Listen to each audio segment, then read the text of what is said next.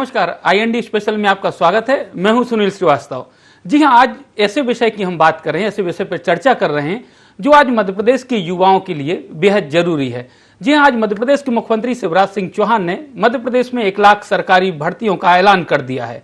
मौका था युवा दिवस को लेकर जो महापंचायत आयोजित की गई थी, उसमें सीएम ने युवाओं के समक्ष ये ऐलान किया, यानी मध्य प्रदेश में अब 1 लाख भर्तियां 1 साल के भीतर यानी चुनावी साल में सरकार करने वाली है। जाहिर सी बात है, लंबे समय से 1-2 प्रोग्रामों में और इससे पहले मुख्यमंत्री इस बात का ऐलान कर चुके हैं, लेकिन किन्हीं कारणों से जो भर्तियां हुई वो कहीं ना कहीं या तो रिजल्ट घोषित नहीं हो पाए या फिर रिजल्ट घोषित हुए तो कुछ और कारण रहे कि भर्तियां नहीं हो पाई। लेकिन अब इसके बावजूद, इस सब तमाम चीजों के बावजूद मुख्यमंत्री ने एक बार फिर ऐलान कर दिया है कि 1 साल के भीतर यानी चुनाव के ठीक पहले मध्य प्रदेश में 1 लाख सरकारी भर्तियां होंगी। यानी मध्य प्रदेश में जो लंबे समय से रोजगार की या सरकारी नौकरी की आस लगाए थे या जो तैयारियां कर रहे थे, उसको लेकर सरकार ने ऐलान कर दिया। तो युवा इस खबर को लेकर जरूर मध्य प्रदेश के खुश होंगे। तो इसी पर हम चर्चा करेंगे आज कि रोजगार पर दाव जो सरकार का है चुनावी साल में, इसको लेकर और मुख्यमंत्री ने क्या कहा इस पूरे कार्यक्रम में, वो हम आपको सुनाते हैं। हम लगभग 1 साल के अंदर 1 लाख सरकारी नौकरियों में भर्ती करेंगे और 15 अगस्त से वो भर्तियां चालू हो जाएगी। इस साल हम सीएम राइज स्कूल प्रारंभ कर रहे हैं, सीएम राइज स्कूल, और वो गुणवत्तापूर्ण शिक्षा देंगे बच्चों को। इंफ्रास्ट्रक्चर ही बड़ा नहीं होगा उनका। एक स्कूल की लागत 28 से लेकर 38 करोड़ रुपए। वहां लैब होगी, वहां लाइब्रेरी होगी, वहां प्लेग्राउंड होगा, वहां स्मार्ट क्लास होगी, सारी सुविधाएं देने का काम करें। मध्य प्रदेश में हम ग्लोबल स्किल पार्क बना रहे हैं भोपाल में, सिंगापुर के साथ सहयोग से। मुख्यमंत्री उद्यम युवा उद्यम क्रांति योजना, और इसमें हमने प्रावधान किया है। और मैं सुझाव चाहूंगा, आपके भी कोई परिवर्तन करना हो तो बताना, कि 1 लाख से लेकर 50 लाख रुपए तक का लोन बैंक देंगे कोई उद्यम खड़ा करने के लिए। और बैंकों को गारंटी मम्मी पापा नहीं देंगे, मामा ही देगा। जिन बच्चों के पास टैलेंट है, उनके टैलेंट को जमीन पर उतारने के लिए अगर धन की जरूरत होगी तो उसकी व्यवस्था हम करेंगे।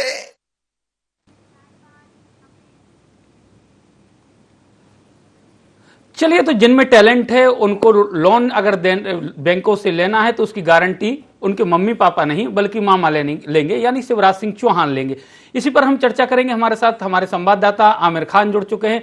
आमिर, मुख्यमंत्री शिवराज सिंह चौहान का यह ऐलान कि 15 अगस्त से 1 साल के भीतर 1 लाख सरकारी नौकरियां निकाली जाएंगी, भर्तियां की जाएंगी, युवा जो वहां मौजूद थे महापंचायत में, उनका क्या रिएक्शन था इसको लेकर? युवाओं में देखने को मिला, क्योंकि जिस तरह से युवा महापंचायत का आयोजन राजधानी भोपाल में हुआ, प्रदेश भर के युवा इसमें जुड़े। और खास बात यह है कि आत्मनिर्भर भारत, आत्मनिर्भर मध्य प्रदेश में इन युवाओं की क्या भूमिका होनी चाहिए, युवाओं को किस तरह से आत्मनिर्भर बनाया जाए, इसको लेकर ये पूरी महापंचायत है। इसमें युवा उद्यमी भी शामिल हुए। मुख्यमंत्री शिवराज सिंह चौहान ने इसका शुभारंभ किया। केंद्रीय मंत्री अनुराग ठाकुर वर्चुअल रूप से जुड़े। और जिस तरह से मुख्यमंत्री ने यहाँ बड़ी घोषणाएं की हैं कि जिस तरह से युवा दिवस के अवसर पर जो है एक बड़े कार्यक्रम आयोजित होंगे, हर माह रोजगार मेले लगाए जाएंगे। इसके अलावा 15 अगस्त से शासकीय भर्ती शुरू होंगी, जिसमें 1 साल में 1 लाख से ज्यादा सरकारी नौकरियां होंगी। तो जाहिर है कि युवाओं को मौका मिलेगा। और इसके अलावा मुख्यमंत्री ने कहा रोजगार और स्वरोजगार को लेकर काम किया जा रहा है, ताकि युवा जो है वो आत्मनिर्भर हो सके। जाहिर है कि अगर जिनको रोजगार नहीं मिलता है, शासकीय नौकरी नहीं मिलती, तो उनके लिए सरकार ने स्वरोजगार के भी इंतजाम किए हैं। मुख्यमंत्री युवा उद्यमी योजना के माध्यम से, युवा क्रांति योजना के माध्यम से युवाओं को अगर उनके अंदर टैलेंट है, हुनर है, तो वो सरकार से लोन लें। सरकार सब्सिडी दे रही है युवा क्रांति युवा उद्यमी योजना के माध्यम से।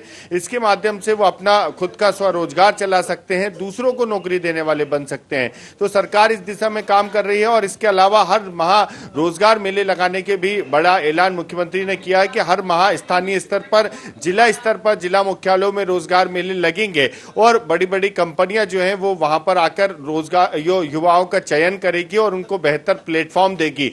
तो बेहतर कदम है सरकार की ओर से, क्योंकि एक बड़ा फैसला है सरकार का कि युवाओं को जब रोजगार मिलेगा तो जाहिर है कि युवा खुश हैं और बड़ी संख्या में प्रदेश के अलग अलग जिलों से, ये कहें पूरे प्रदेश भर से युवा यहाँ आए थे।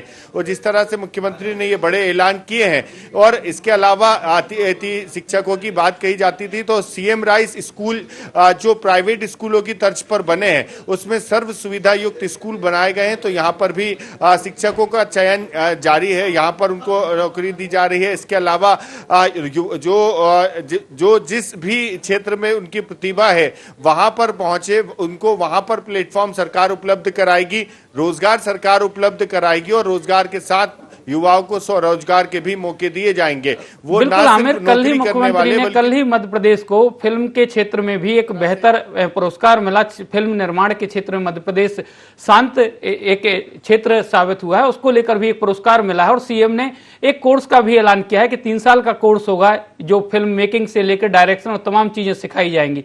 इसको लेकर भी क्या मुख्यमंत्री ने वहां कुछ कहा? देखिए, जिस तरह से दूसरी बार ये मौका मध्य प्रदेश को मिला और दूसरी बार ये अवार्ड मिला, और क्योंकि जिस तरह से अभी बात की जाए मध्य प्रदेश की, तो यहाँ पर जो फिल्में सितारे हैं वो अक्सर देखने को मिलते हैं और यहाँ पर अलग अलग फिल्मों की शूटिंग भी देखने को मिल रही है। यहाँ की लोकेशन, यहाँ की खूबसूरती, यहाँ के अलग अलग ऐसे स्पॉट हैं जहाँ पर खासकर फिल्में ये कहें कि फिल्म निर्माताओं को यहाँ के वो लोकेशन बहुत ज्यादा पसंद आए। यही वजह है कि मध्य प्रदेश की झोली में दूसरी बार ये अवार्ड आया है।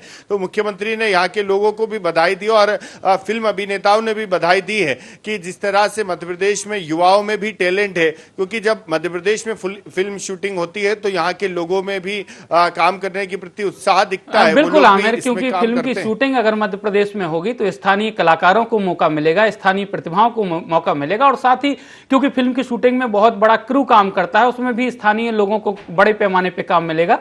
जुड़ने के लिए आमिर धन्यवाद। हमारे साथ कांग्रेस के प्रवक्ता यहां पर अजीत सिंह भदौरिया और बीजेपी के प्रदेश प्रवक्ता सनवर पटेल साहब जुड़ गए हैं। सनवर जी, 1 साल 15 अगस्त से शुरू हो रहा है, 1 साल के भीतर 1 लाख सरकारी भर्तियां हो जाएंगी, क्या कहेंगे आप? देखिए सुनील जी, बहुत ही अच्छी बात है, बहुत ही प्रशंसनीय बात है।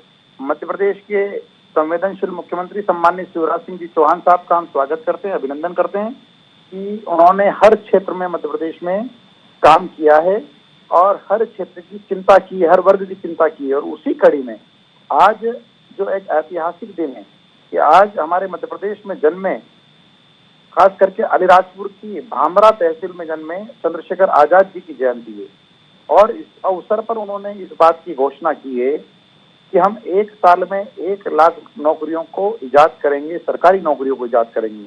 न केवल 1 लाख नौकरियां देंगे, उसके साथ साथ उन्होंने कहा है कि मुख्यमंत्री युवा उद्यमी जो योजना है और यह क्रांति युवा योजना है, इनमें 1 लाख से लगाकर 50 लाख रुपए तक के ऋण की जमानत भी सरकार देगी। तो निश्चित रूप से यह बहुत ही प्रशंसनीय है और स्वागत योग्य निर्णय है। मैं मुख्यमंत्री जी का, भारतीय जनता पार्टी की सरकार का अभिनंदन करता हूँ, स्वागत करता हूँ इस निर्णय के लिए। चलिए, इस निर्णय के लिए तो सरकार का स्वागत होना चाहिए, क्योंकि बड़े लंबे समय से प्रदेश के कई युवा हैं जो ओवर एज हो गए हैं या ओवर एज होने की कगार पे हैं, जो तैयारियां कर रहे थे। लेकिन सनवर जी, सरकार को एक और चिंता करनी चाहिए, क्योंकि हम वैकेंसी या सरकारी नौकरियों का ऐलान तो कर देते हैं, उसकी प्रक्रिया हमने देखी है। चाहे हम भर्ती परीक्षाओं को लेकर देखें, कई बार परीक्षाएं हो जाती हैं पीईबी के द्वारा या व्यापम कहें, या फिर आप कितने नाम 3-4 बार नाम बदले जा चुके हैं, लेकिन काम नहीं बदल पाए। कहीं ना कहीं पेपर हो जाते हैं तो रिजल्ट घोषित नहीं हो पाता, रिजल्ट घोषित हो जाते हैं तो भर्तियां अटक जाती हैं। इस 1 साल में ऐसा ना हो कि 1 लाख भर्तियां होनी हैं और कुछ ही भर्तियां होकर कुछ सरकारी अड़चने या कानूनी अड़चने आ जाएं, उससे सरकार बचने के लिए क्या करेगी? निश्चित रूप से आपने बहुत अच्छी बात कही सुनील जी कि कोई प्रक्रिया में ऐसी अड़चन ना आए। जब माननीय मुख्यमंत्री जी ने इस बात की घोषणा की है तो निश्चित रूप से इस बात की चिंता होगी और कोई ऐसी प्रक्रिया में कोई अड़चन ना आए। रही बात, आपने कहा कि कानूनी दाव पे आ जाते हैं, तो ये जो विपक्ष के लोग हैं या जो विघ्न संतोषी लोग हैं, जो मध्य प्रदेश का भला नहीं चाहते हैं, वो भांति भांति से कोर्ट में जाने का प्रयास करते हैं। लेकिन उसके लिए भी कैविएट और तमाम प्रकार के माध्यम है कि कोर्ट को हम अपनी सही बात बताते हैं और कोर्ट सही बात मानकर और सरकार के पक्ष में फैसला करती है।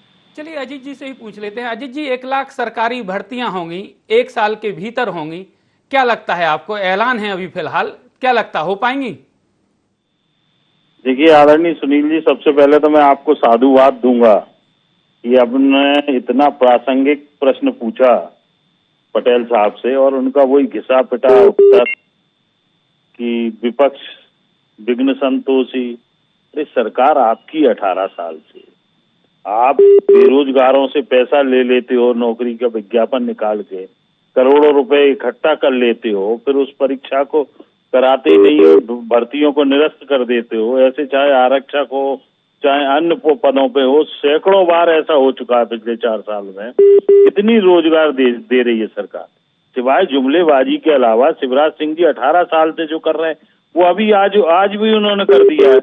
इनको खुद को अपने आप में शर्म महसूस नहीं होती कि पुराने रिकॉर्ड निकाल के, आज तो सोशल मीडिया का जमाना है, पुराने रिकॉर्ड निकाल के इनकी स्पीच निकाल के अगर आप रिपीट करोगे तो इनको खुद मुंह छुपाने की जगह नहीं मिलेगी।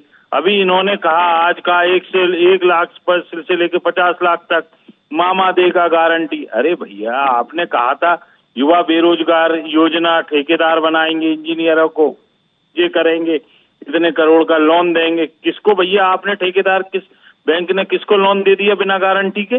और सरकार ने किसको लोन किसकी गारंटी दे दी? सिवाय आदरणीय सुनील जी, सिवाय जुमलेबाजी के कुछ नहीं है। बहुत ही हास्यास्पद है। और सबसे बड़ा हास्यास्पद ये है कि जो व्यक्ति 17 साल से लगातार इस प्रदेश का मुख्यमंत्री है, वो अभी भी, जिसके राज्य में व्यापम कांड हुआ, लगातार भर्तियां होती चली जा रही। आप देखिए अभी कृषि विभाग में जो भर्तियां हुई थी उसमें मुरैना और ग्वालियर के लोग लगातार, उसमें बीडी शर्मा से संबंधित लोगों की भर्तियां हुई, फिर वो परीक्षा को रिजल्ट को निरस्त करना पड़ा। जो लगातार आप पीएससी की परीक्षा हुई, एक जाति के लोगों को जिनका आगर मालवा, जबलपुर से लेके आगर मालवा में पीएससी में सेंटर था, उन लोगों के लगातार वहां पे अपॉइंटमेंट नियुक्तियां हुई। एक ही जात के लोगों के आगे पीछे रोल नंबर जबलपुर के सब लोगों। तो ये भारतीय जनता पार्टी की सरकार है, लगातार युवाओं के भविष्य से खिलवाड़ करती है, क्योंकि इनको नहीं मालूम बेरोजगारी क्या होती है। इनको नहीं मालूम कि कोई गरीब कैसे 1000 रुपए की फीस व्यापम के लिए आवेदन करने के लिए जमा करता है। इनको नहीं मालूम कि कोई कैसे यात्रा करके परीक्षा देने आता है और फिर आप परीक्षा नष्ट कर देते हो। अभी आप देखिए, अभी इन शिक्षकों की पात्रता भर्ती परीक्षा कराई, उसमें भी मुख्यमंत्री निवास के डिप्टी सेक्रेटरी से जुड़े हुए प्रश्न खड़े हो गए कि उनके व्हाट्सएप पे क्या क्या पेपर ही पहले आ गया था। गलत था। वो लक्ष्मण सिंह जिनकी बात कर रहे हैं आप, हालांकि आपके जो अध्यक्ष है मीडिया विभाग के, उनको लेकर भी यहाँ पर एफआईआर एक दर्ज कराई गई थी। वो कहीं राजस्थान के वहां से वो वायरल हुआ था वो चैट। आपको बता दूं, पर कहीं ना कहीं तो प्रासंगिक हुआ ना। एफआईआर कराना सरकार के हाथ में, सरकार किसी के भी खिलाफ एफआईआर करा दे। चलिए पूछ लेते हैं। परंतु भारतीय जनता पार्टी के लोगों का जब जुड़ा हुआ नाम आता है सुनील जी, तब क्यों नहीं एफआईआर होती? चलिए पूछ लेते हैं। देवदत्त दुबे जी भी हैं। देवदत्त जी, जिस प्रकार से सरकारी भर्तियों को लेकर सवाल कांग्रेस उठा रही है, लगातार आपने भी सुना, अभी अजीत सिंह भदौरिया जी को मुरैना से लेकर पीएससी और तमाम जगहों के नाम गिना दिए कि किस प्रकार से भर्तियां हुई और किन कारणों से उनको रद्द होना पड़ा या फिर भर्तियां निरस्त करनी पड़ी। तो ऐसी स्थिति बनती क्यों है सरकार के सामने? क्योंकि सरकार पहले ऐलान कर देती है, उसकी एक समिति बनती है, एक प्रारूप तैयार होता है और उसके बाद इस प्रकार की विसंगतियां सामने आती हैं कि जो युवा कई वर्षों से तैयारी कर रहा है, उनकी मेहनत पे पानी फिर जाता है, उनका पैसा बर्बाद होता है। तो सरकार को इससे बचने के लिए क्या करना चाहिए देवदत्त जी?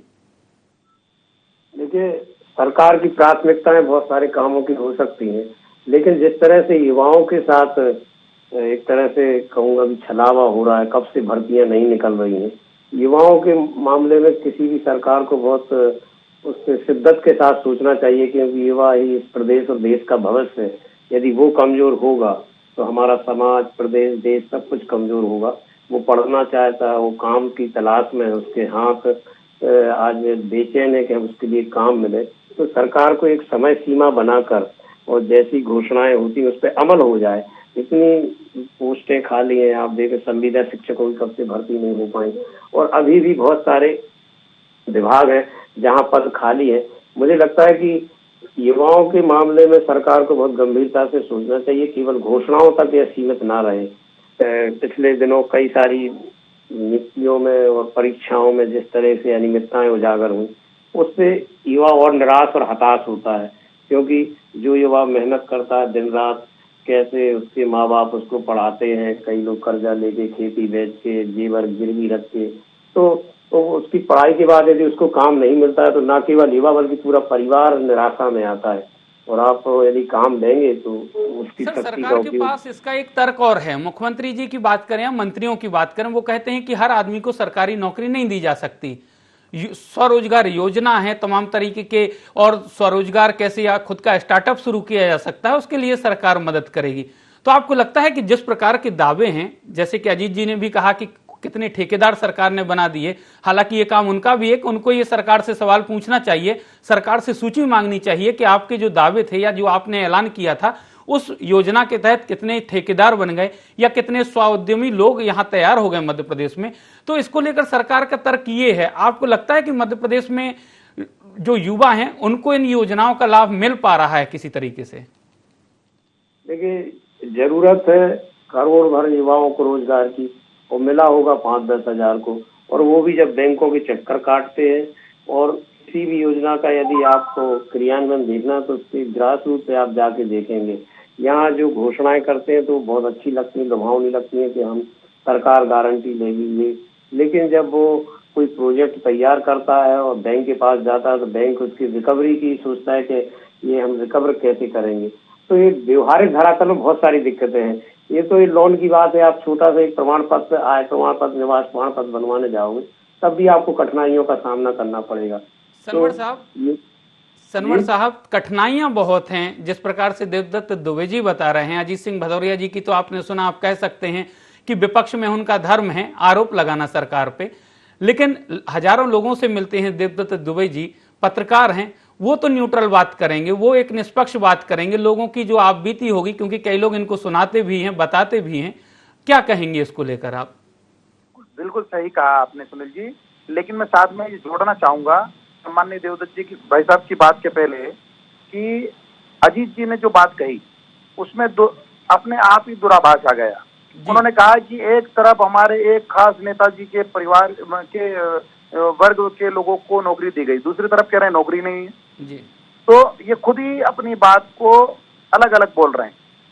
दूसरा, मैं सम्माननीय देवदत्त जी भाई साहब की बात का जवाब देना चाहता हूं कि उन्होंने कहा कि लोगों को मुश्किल आती है, युवाओं को मुश्किल आती है।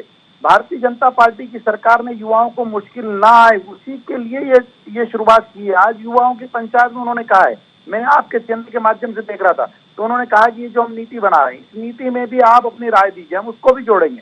दूसरा, जिस प्रकार से प्रॉब्लम्स अगर बैंक के चक्कर लगाने में आती थी तो रोजगार मेलों को स्थानीय स्तर पर चालू किया, रोजगार मेले लगे और हर जिले में लगे। उस मेले में बैंक के अधिकारी लोग आकर बैठे, बैंक के मैनेजर आकर बैठे और एक एक दिन में 5-5 लाख लोगों को स्वरोजगार के लिए लोन देने का काम या उस प्रोसेस को आगे बढ़ाकर और उस उद्योग को चालू करने का काम हो।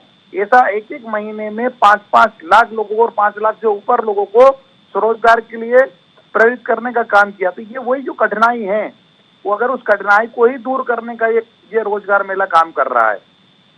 चलिए अजीत जी, रोजगार मेला बहुत कठिनाइयों को दूर करने का काम कर रहा है, रोजगार मिल रहे हैं, सनवर जी का ऐसा कहना है। आपकी भी कुछ जवाबदारियां हैं, विपक्ष में हैं आप। अगर आपको लग रहा है कि मध्य प्रदेश में सरकारी योजनाओं के जरिए जिस प्रकार के दावे किए गए थे, या तो उद्यमी तैयार नहीं हो पाए या ठेकेदार तैयार नहीं हो पाए, तो ये सवाल तो उठाना आपका भी हक है, आप भी उठा सकते हैं सरकार पर और लोगों के साथ आप खड़े हो सकते हैं, क्योंकि आप विपक्ष में हैं। अजीत जी,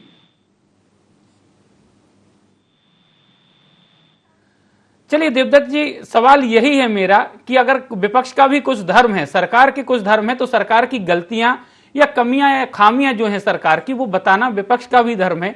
तो क्या कांग्रेस उतने बेहतर तरीके से उस धर्म को निभा रही है जिस प्रकार से, चाहे हम युवाओं की बात करें या प्रदेश की दूसरी योजनाओं को लेकर बात करें? देखिए, जिस तरह से समस्याएं हैं किसी भी क्षेत्र में, उसमें कांग्रेस को बहुत जमीन पे जाके काम करना पड़ेगा। आज इतने सारे साधन हैं, RTI के तहत भी आप जानकारी ले सकते हैं, बहुत सारी चीजों में आप ऐसा कर सकते हैं।